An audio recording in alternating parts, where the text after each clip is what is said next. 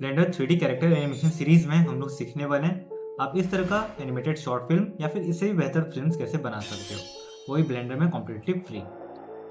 तो चलो स्टार्ट करते हैं। सबसे पहले जो आपने अभी फिल्म देखा ये उसका रॉ फाइल है और आपको देखने मिलेगा कि यहाँ पे मैंने कस्टम रिग ऐड कर रखा है, जहाँ की आपको कुछ कुछ सिंपल बोन्स दिख रहे हैं लेकिन बाकी जगह शेप्स दिख रहे हैं।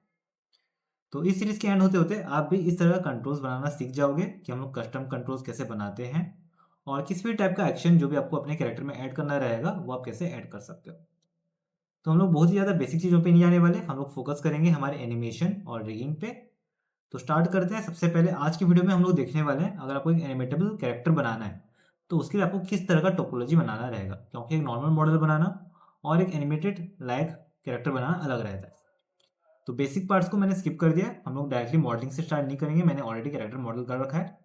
इसमें हम लोग समझते हैं कि जब आपको इसमें रिग करना रहेगा तो उसके लिए इसमें आपको कैसे सब डिवीजन या फिर कैसे टोपोलॉजी फॉलो करना पड़ेगा। अगर मैं आपको कैरेक्टर में जाके एडिट मोड में जाऊँ तो आपको दिखाई देगा यहाँ पे एक तरह से ये सब डिवाइड किया हुआ है। तो आपको अपने कैरेक्टर को सब डिवाइड प्रॉपर्ली कर लेना है और हमेशा आपको याद रखना है कि जब भी आप कैरेक्टर बना रहे हो एनिमेशन के लिए तो आपको सिर्फ ये इस तरह के स्क्वायर फेसेस बनाने हैं, बाकी दूसरे टाइप के फेसेस ट्रायंगल शेप ये सब के नहीं बनाने जिसमें डिफॉर्म हो जाता है। तो आपको हमेशा स्क्वायर वाला रखना है जिसको बोलते हैं हम लोग क्वाड्स। तो आपको क्वाड वाला टोपोलॉजी फॉलो करना है और जहाँ पे आप बैंड चाहते हो वहाँ पे आप ज़्यादा सब डिविजन फॉर्म कर दो। जैसे कि यहाँ पे हैंड को बैंड करना है तो इसलिए मैंने क्या किया, यहाँ पे कम सब डिवीजन लिया है और यहाँ पे ज़्यादा सब डिवीजन लिया हुआ है। तो जहाँ पे भी आपको मैश को बैंड करना रहता है तो वहाँ पे आपको ज़्यादा सब डिविजन फॉलो करने हैं। वैसे हर पार्ट के लिए करना है आपको। और अगर आप माइनक्राफ्ट का सीरीज बनाना चाहते हो मेरे साथ तो ज्वाइन कर सकते हो, क्योंकि ये सिर्फ मैं ये कोर्स के एनिमेशन नहीं बना रहा, मैं एक शॉर्ट फिल्म बनाने वाला हूँ जिसके 10 एपिसोड्स रहेंगे। तो अगर आप इसमें पार्ट लेना चाहते हो तो आप भी ज्वाइन कर सकते हो। तो इस तरह से आपको हर पार्ट को सब डिवाइड करना रहेगा। जैसे कि नी में भी बैंड करना रहता है नी को, तो यहाँ पे भी मैंने सब डिवाइड ज़्यादा कर रखा है नी को। अभी हम लोग सीखते हैं हेड को कैसे करना है, क्योंकि हेड में हम लोग शेप कीज यूज़ करने वाले हैं। बोन और शेप कीज दो टाइप का एनिमेशन रहता है जो हम लोग यूज़ कर सकते हैं कैरेक्टर के लिए। तो मैं दोनों का कॉम्बिनेशन यूज़ करने वाला हूँ। तो हम लोग को बोन के लिए जो हमारा टोपोलॉजी रहेगा फेस का वो थोड़ा सा चेंज करना पड़ेगा। यहाँ पे मेरा फेस का सिंपल टोपोलॉजी है लेकिन यहाँ पे कुछ कुछ करेक्शंस करना पड़ता है। तो चलो देखते हैं वो कैसे करना है। तो सबसे पहले जब आपको आँख बनाना रहे तो यहाँ पे हम लोग को कुछ फेसेस रिमूव करने रहेंगे। लेकिन सिर्फ फेसेस रिमूव करने से काम नहीं चलेगा, आपको और एक चीज़ ध्यान देना पड़ेगा कि जब हम लोग आइस को मूव करेंगे, क्योंकि हमारा आईलिड भी मूव होने वाला है, तो वो डिफॉर्म ना हो। इसके लिए सिंपल तरीका ये है कि आप पहले यहाँ पे जो होल कर दो आँख के लिए दोनों साइड 4 फेसेस और उसके बाद कर दो इसको डिलीट और यहाँ पे लेना है फेसेस।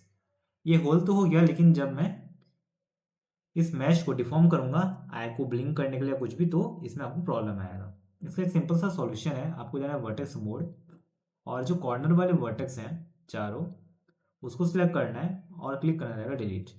और यहाँ पे आपको डिलीट वर्टिस नहीं करना है, आपको लेना है डिजॉल्व वर्टिसेस। जिससे क्या होगा, जो वर्टिसेस हैं वो बीच से हट जाएंगे और फेस एक सिंगल में ज्वाइंट हो जाएगा, जिससे जब हम लोग डिफॉर्मेशन में जाएंगे तो आपको प्रॉब्लम नहीं आने वाला। तो ये चीज़ आपको करना है। सेम हम लोग फेस के लिए भी करने वाले हैं, मतलब माउथ के लिए। लेकिन इससे पहले मैं इसका इंटीरियर बना देता हूँ आँख का। इसके लिए आपको लेना है एज मोड और फिर ऑल्ट क्लिक करके यहाँ पे कोई भी एज को सिलेक्ट कर लो, जिससे पूरा जो राउंड है सिलेक्ट हो जाएगा। इसके बाद आप इसको एफ कर सकते हो, मतलब फिल। और एक बार मैं दोनों को एक साथ सिलेक्ट कर लेता हूँ ताकि एक्सट्रूड का जो हमारा डेप्थ रहेगा सेम रहेगा। तो मैं यहाँ पे ये फेस और ये फेस दोनों सिलेक्ट कर लेता हूँ, उसके बाद एक्सट्रूड करता हूँ ताकि दोनों आँख सेम डेप्थ में जाए। तो इस तरीके से हमारा आँख का बन गया। अभी हम लोग बनाने वाले हैं माउथ के लिए।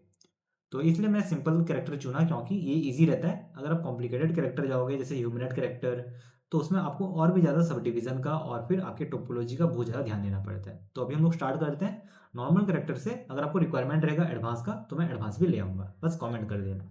अभी हम लोग फेस के लिए फिर से एज मोड पे जाएंगे और यहाँ पे आपको जितना दूर आप अपना माउथ रखना चाहते हो, जैसे कि मैं यूज़ करने वाला हूँ 4, इतना बड़ा मेरा मुंह रहेगा तो मैं इतना यूज़ कर रहा हूँ। और फिर से आपको करना है कंट्रोल बी और थोड़ा सा ऊपर खींचना है, ज़्यादा गैप नहीं करना है, बस थोड़ा सा ऐसे भी काम चल जाएगा। और फिर जो आपको ये दो ठो कॉर्नर ट्रायंगल वाले फेसेस हैं उसको डीसिलेक्ट कर देना है। हम लोगों को बस मिडिल वाला चाहिए और बस इन फेसेस को आपको डिलीट कर देना है, डिलीट लेके फेसेस। अब सेम चीज करना है आपको, फिर से वर्टेक्स मोड में जाके जो ये एक्स्ट्रा दो ट्रायंगल बन गए उसको आपको रिमूव करना रहेगा। पहले ये सिलेक्ट करना है और फिर ये वाला वर्टेक्स सिलेक्ट करना है और फिर से डिलीट में जाके डिसॉल्व वर्टिसेस कर देना है, जिससे ये फ्लैट हो जाएगा। अब अगर हम लोग मुंह को मूव करते हैं तो फिर से डिफॉर्मेशन वाला प्रॉब्लम्स नहीं आता। फिर से हम लोग एज मोड लेंगे और यहाँ पे एज को सिलेक्ट करेंगे, लूप सिलेक्ट, फिल करेंगे और फिर एक्सट्रूड कर देंगे अंदर, जिससे हमारा मूव भी बन जाएगा। अब जब आप मूव बना रहे हो तो आपको और एक चीज़ का ध्यान रखना पड़ता है कि हम लोग इसमें मॉडिफायर लगाने वाले हैं, लेटिस मॉडिफायर, तो उसके हिसाब से हम लोग को काम करना रहेगा। तो बाकी चीज़ों के लिए हम लोग यूज़ करने वाले हैं बोन्स, लेकिन जो हमारा फेस रहेगा मतलब माउथ, उसके लिए हम लोग यूज़ करने वाले हैं शेप कीज। तो इसीलिए मैं ये फॉलो कर रहा हूँ। तो यहाँ पे इसको फिर से सब डिवाइड कर दें ताकि मेरा जो अपर लिप है और लोअर लिप है वो सेपरेट रहे। तो यहाँ पे आपको दोनों एज लेना है और उसको कर देना सब डिवाइड दोनों कॉर्नर्स में।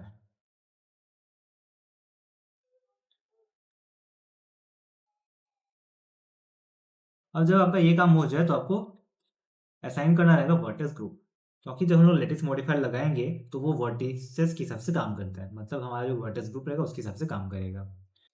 तो अभी मेरा जितना भी सब डिवीजन करना था रेडी हो गया है। अभी हम लोग करेंगे वर्टेक्स ग्रुप असाइन। तो वर्टेक्स ग्रुप असाइन करने के लिए पहले आपको माउथ का सिलेक्ट करना है यहाँ पे इस तरह से, और पहले टॉप टॉप वाले जितने भी फेसेस हैं उसको सिलेक्ट कर लो। सारे फेसेस सिलेक्ट करने के बाद आपको आना है डाटा में, जो कि नीचे ग्रीन वाला रहता है, और यहाँ पे ऐड करना है वर्टेक्स ग्रुप और इसको नाम दे देना है अप या फिर लिप अप दे सकते हो आप, लिप अप, और इसको असाइन कर दो। सेम हम लोग नीचे वाले के लिए भी करने वाले हैं। तो यहाँ पे लेना है, फिर से सिलेक्ट करना है फेसेस, सिर्फ अंदर वाले, बाहर वाले नहीं करने हैं।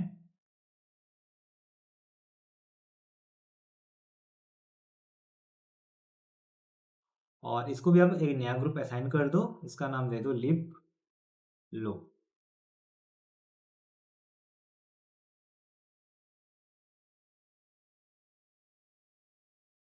और इसको भी असाइन कर दो।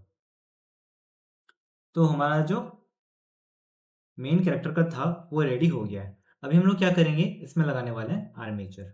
लेकिन जब भी आप रिगिंग कर रहे हो तो आपको एक चीज़ याद रखना है, आपका मॉडलिंग जैसे ही कंप्लीट हो जाए तो आपको इसमें सारे ट्रांसफॉर्म अप्लाई करने रहते हैं।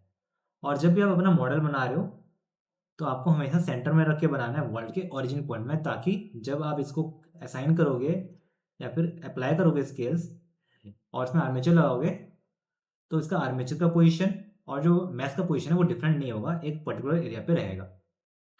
तो हम लोग को अभी सिलेक्ट ए करना है, सिलेक्ट ऑल, इसके बाद लेना है कंट्रोल ए और फिर लेना है ऑल ट्रांसफॉर्म्स। आपको दिखाई देगा कि सारे जितने भी ऑब्जेक्ट्स हैं उनके सारे के सारे ऑरिजिन कहाँ आ गए, इस वर्ल्ड ऑरिजिन से मैच हो गए। तो हम लोग को इसीलिए वर्ल्ड ऑरिजिन में बनाना है। अगर ऐसा नहीं होगा तो ये क्या होगा, हमारा जो ऑब्जेक्ट का ऑरिजिन है वो डिफरेंट पॉइंट में चला जाएगा और हमारा ऑब्जेक्ट डिफरेंट पॉइंट में रहेगा। तब जब आप एक्शन करने जाओगे, इसमें एक्शन ऐड करोगे, तब आपको बहुत ज़्यादा दिक्कत आता है। तो जब भी आप कैरेक्टर बना रहे हो तो आपको इन चीज़ों का ध्यान रखना है कि ये सेंटर में रहे। और अप्लाई होने के बाद आपको एक चीज़ और दिखाई देगा कि यहाँ पे जितने भी स्केल्स हैं, रोटेशन है, मैं अगर मैं अभी कोई भी ऑब्जेक्ट सिलेक्ट करता हूँ तो उसका स्केल और रोटेशन और लोकेशन सब कुछ 0 आएगा। तो आर्मेचर ऐड करने से पहले आपको ये चीज़ का ध्यान जरूर रखना है। अभी हम लोग आर्मेचर के लिए यूज़ करने वाले हैं मिक्सामो का रिग। आर्मेचर ऐड करने के लिए भी डिफरेंट तरीका रहता है। जैसे कि अगर आप मेरा रोबोट वाला वीडियो देख रहे होगे तो उसमें दूसरा टाइप का आर्मेचर यूज़ हुआ है, और अभी हम लोग जो यूज़ करने वाले हैं वो रहेगा मिक्सामो का आर्मेचर। तो आज की वीडियो में इतना ही।